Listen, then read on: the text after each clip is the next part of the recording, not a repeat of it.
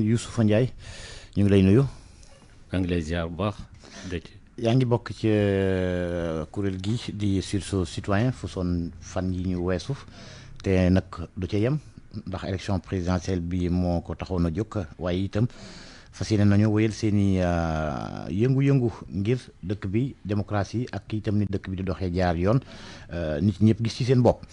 yaay itam vice-président bu comité miroir sur la bonne gouvernance et le système de management anti-corruption nuyu Barthélémy Ngom mi may àndal ci waxtaan wi démb fësal nañ li nga xamante ne moo di résultat yi tukkee ci élection présidentielle bu amoon dimanche gi ñu weesu jàngatu d'abord résultat yi ndax daanaka ñaar nit rek ñoo ca fës ñeneen ñi à part pur sax moom du jot ab caution. jërëjëf Georges waaw élection bi de maa ngi nuyu ñëpp d'abord. nuyu RFM nuyu tamit borom kër ga maanaam Sénégal dafa demoon bëggoon faxastal heureusement foofu nañu taxaw dëgëral li Afrique yëpp xaaroon ci ñun muy leader ci démocratie ak wéyal voix populaire maanaam bi ñuy président Macky Sall jëlee décision dogal boobu le 3 février 10 heures avant démarrage processus de la campagne électorale kuréel bu ñu woowe sursaut citoyen ak Demain Sénégal dañoo booloo ne kat bi Sénégal di Sénégal ba léegi mësuñu gis lu mel noonu maanaam arrêté processus électoral présidentiel guléet mu doon première fois en tout cas sur la jeune de régénération que nous représentons waaye pour ñëw ci sa maanaam question bi moo di li ñu gis ni moi d'abord mooy victoire Sénégal ba pare maanaam li nit ñi jiñoon maanaam mooy ngeen jël porte-drapeau bi dogal nekk ci kanam Afrique wéyal voix populaire looloo taxoon sursaut citoyen ak Demain Sénégal daal di taxaw temm wax ak ñëpp muy nguur gi fi nekk ak xuje bi ak ñun tamit mi nga xam ne ñoo bokk ci société civile victoire bi nag dëgg la maanaam premier tour candidat opposition gagné ko Bassirou Diomaye Faye ba Diakhar Faye président de la République nouvellement élu mooy wane ni sénégalais yi maanaam bu ñu gisee léeg-léeg noot bu ñu leen di bëgg a noot dañuy daal di fipp am li ñuy wax vote utile bari woon na ay kàngam lool ci candidat yi maanaam yu mel ni Boubacar Camara di Kama mel ni candidat au PUR bi Aliou Mamadou Dia ku mel ni sax Idrissa Seck parce que c'est un mastodonte de la politique. boo limee di nga xeeb ñenn ñi de. ak ñoom Khalifa Sall waaye nag li Sénégalais yi gënoon bëgg daal moo di li fi nekkoon daal nañ ko fi jëlee. faf bala mu nekk sax vote mujj na nekk référendum 54% pour une démocratie premier tour opposition gagnée c'est une révolution moom la ñu gisee gum waaye nag c'est pas parce que Bassirou Diomaye Faye gagné na que ñeneen ñi ils sont déméritants non Sénégalais yi ñoo jóg nañu jël vote utile ça a été une chose parce que j'ai été personnellement observateur dans beaucoup de centres gis na nit ñi doon xalaate mais est-ce que réellement c'est un vote utile loolu noonu ngeen ko tuddee yéen maanaam ñun suñu xalaat la ñuy wax ak li ñu gis sur le terrain en fait dama bëggoon xam sur quoi vous vous êtes basé pour dire que c'était un vote utile moom mooy déjà pour un premier tour nga gis 54% un candidat de l'opposition contre un candidat du pouvoir ça veut dire que nit ñi dañoo bëggoon li fi nekkoon mu jóge fi. Est-ce que ça ne renvoie pas un peu à un sentiment de dégagisme là xalaat la waaye dégagisme c'est un peu trop dire parce que Macky Sall quel qu'il soit qu'est-ce que liñ ci mënta wax ci moom am na lu mu fi def dafa révolutionner maanaam le développement de ce pays ñu bari gëmoon nañ ko te ba tey sax waaye nag terewul la jeune génération montante ni ñuy gis ni ñoom bëggoon nañu bu baax a baax xoolaat beneen doxalin bi ñu bëggoon ci seen réew moo tax dem na ba ñun ci suñu gis-gis sur le terrain parce que on n'est pas un parti d'opposition nous sommes un parti de veille et de surveillance du processus et de la démocratie. Mais daal à l'arrivée gis nga ne peuple sénégalais moo gagné. C'est la victoire de la démocratie. maanaam pour tënkal daal moo di c'est la démocratie sénégalaise qui a gagné sur une autre voie waaye nag on n'a pas donné un blanc-seing ñi fi ñëw moo di daal sénégalais dootul ñu nangu benn président de la république bu ñëwee di def ay engagement jalgati yoon bi. ci engagement yi soo xam naa dinañ ci dellusiwaat ndax pacte national de bonne gouvernance démocratique bi nga xamante ne soumettre ngeen ko à signature ñi nga xamante ne ñoo di candidat yi Bassirou Diomaye signé woon na déjà. moom signé woon na sauf candidat wu parti au pouvoir Amadou Ba. moom signé woon. yeneen 18 yëpp signé woon nañ. déedéet 11 personnes ñoo signé. 11 ñoo signé waaw. Quand on revient ci résultats yi et sur la base également du pacte national de bonne gouvernance résultats yi li mu joxe daanaka ñu bëri la ñu amoon ci ay parrainage sax amuñ ko ci élection bi ñu génn nii est-ce que loolu gën leen jox fula wala gën leen jox raison ci lu jëm ci rationalisation système parti politique yi moom ci boppam moom njiitu réew mi léegi war ko appliquer ndax signé na pacte national de bonne gouvernance démocratique bi.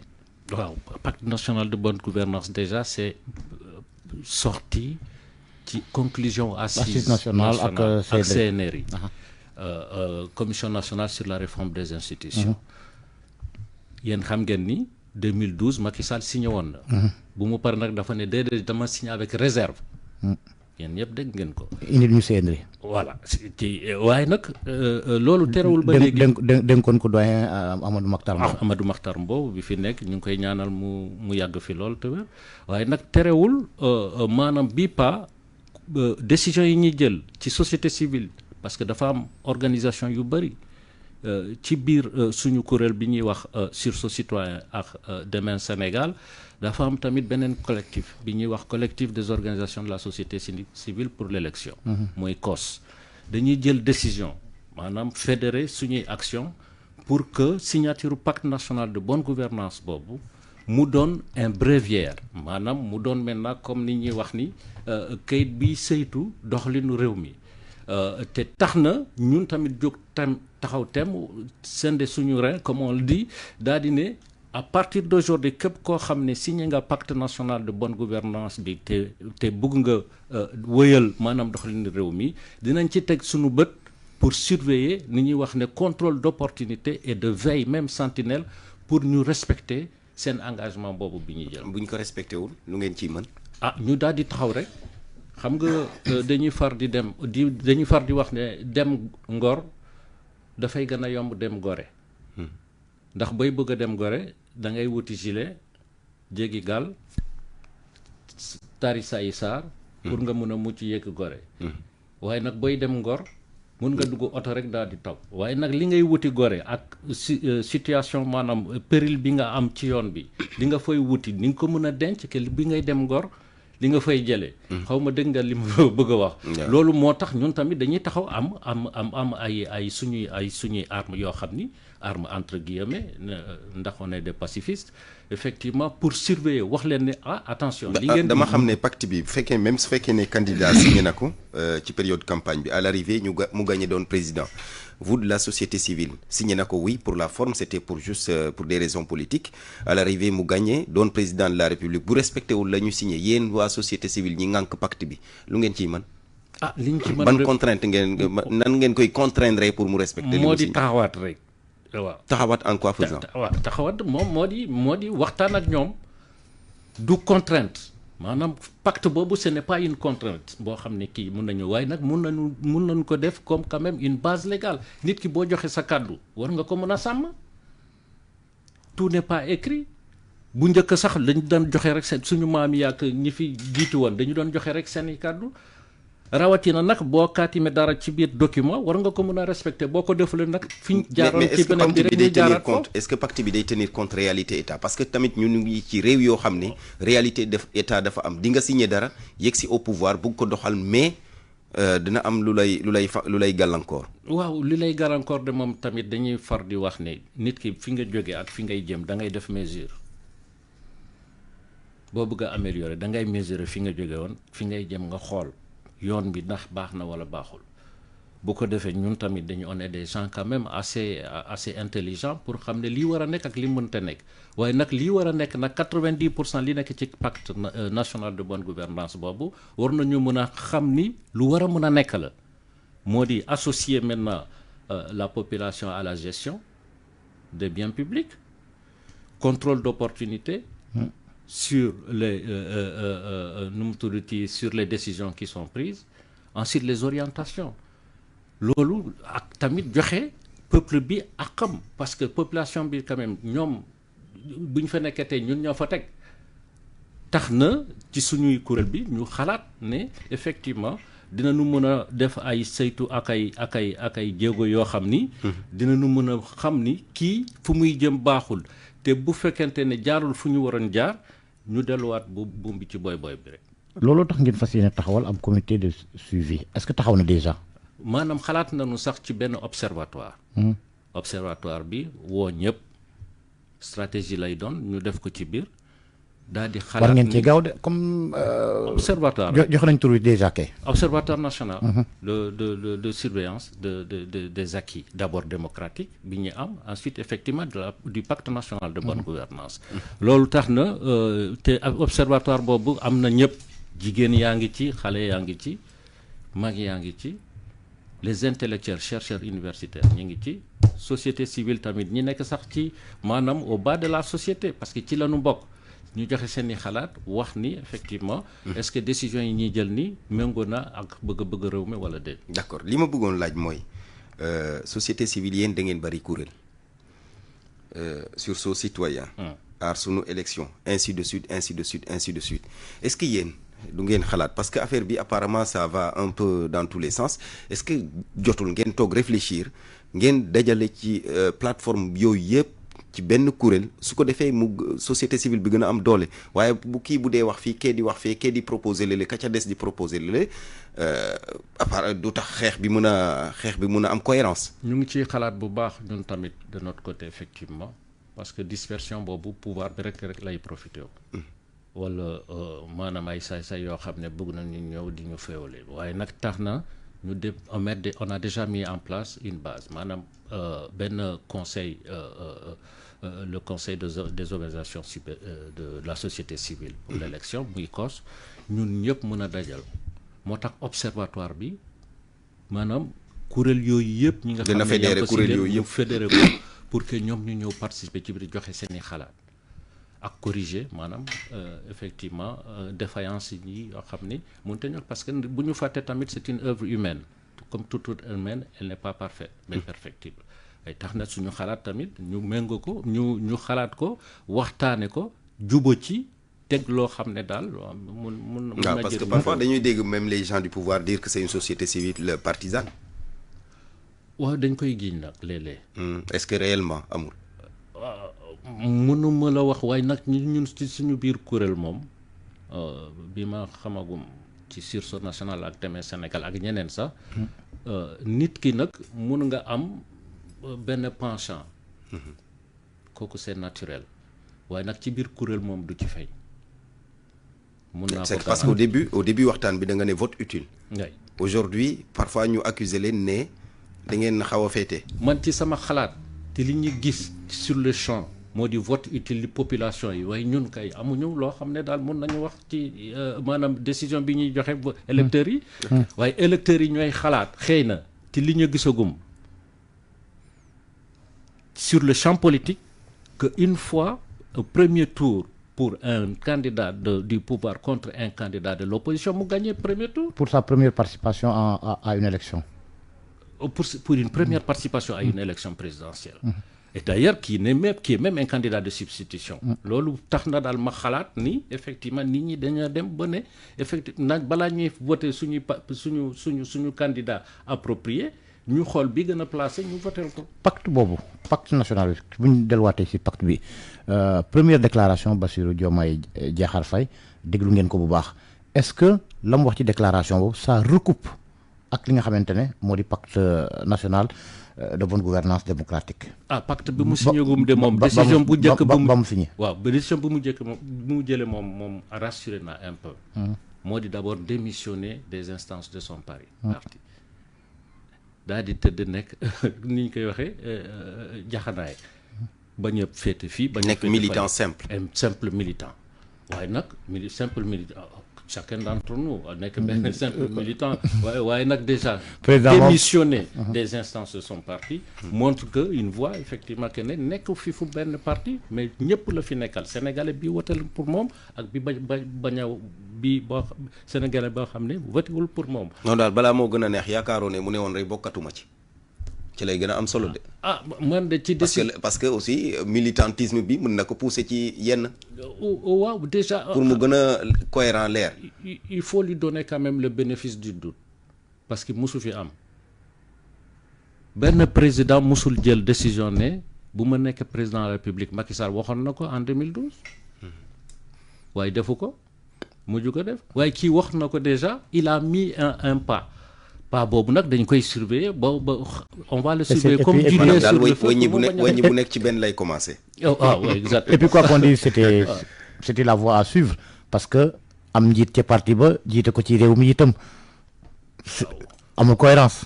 waaw ci dëgg-dëgg parce que dafa mel ni yaa ngi fi pour une partie du peuple seulement fàtte beneen bi waaye nag li ñu gisagum pour le moment parce que déjà il n'a pas pris fonction. bu mu delluwaatee les 200 premiers jours lañ ko jox ñun pacte national. de bonne gouvernance ba mu signé 200 jours lañ ko wax.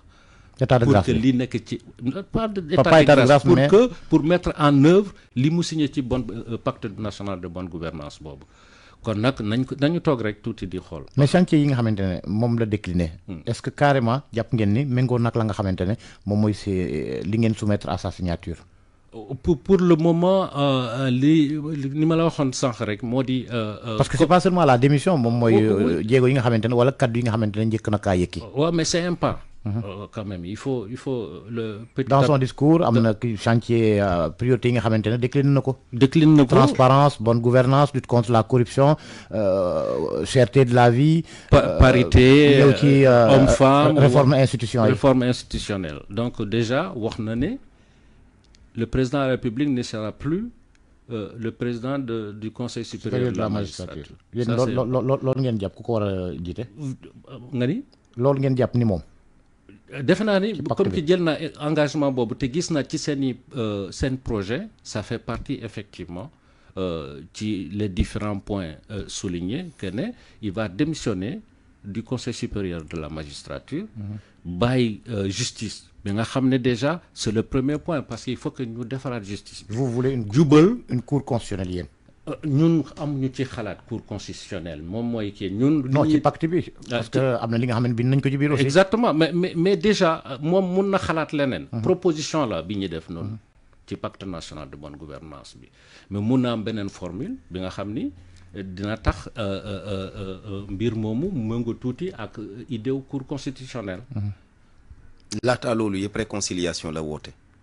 waaw réconciliation dem baax na ci ndax dëkk bi dafa xawoon féewal nit ñi dañoo xawoon tuuti méfiew gis nañ fii daal les 3 dernières années loo xam ne yenn seede ngeen ci lu ñu musta gis sur le champ politique fi Sénégal lu ne nag xew na fi waaye nag bii pas dafa jéggi woon daayo ba nga xam ne sax si président de la République il faut pas l'oublier aussi qu'il a joué quand même un rôle dans cela. Mais heureusement, il n'est jamais trop tard pour se ressaisir. Les dernières décisions qui ont été prises ont servi effectivement à apaiser le climat social.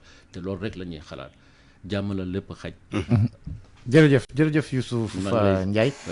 bokk ci Sursaut Citoyen vice-président comité miroir sur la bonne gouvernance et le système de management anticorruption. jërëjëf Barthélémy Ngom nuyu ak ziar soxna Naata Mbaye ak ñamu àndal ci TFM ñu yendoog jàmm. jërëjëf.